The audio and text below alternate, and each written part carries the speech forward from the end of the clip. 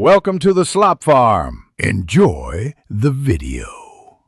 You start by giving the app what it needs: permission and a live connection. Open the app and select Allow for location. Choose Always Only if you need continuous updates. Once done, turn on high accuracy location so GPS, Wi-Fi, and mobile triangulation combine. Next, sign in with a verified account and register the device ID or share the unique pairing link with the target device. This creates a secure channel for location data to flow. Make sure to confirm the device appears online before moving on. Now configure how the tracking behaves so it meets your needs. You choose an update frequency: 5 seconds for live tracking, 30 seconds for balanced use, or 1 minute to preserve battery. Pick one and save.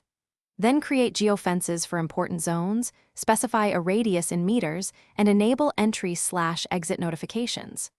Once done, adjust battery saving rules, allow background refresh, exclude the app from aggressive power management, and lower sampling rate if you need longer uptime. These steps control accuracy versus battery life, so tailor them. Finish by verifying the system actually tracks. You open the live map, confirm the timestamp and coordinates update, take a short walk and watch the marker move. Once happy, share a secure view link or invite the other user, choosing read-only or full control as needed. If things go wrong, try a quick checklist. Make sure the device has network access, confirm permissions and background location are intact, whitelist the app in battery settings, and update the app. If that fails, restart the device and repair the connection. Thanks for watching. Consider subscribing if we helped you today.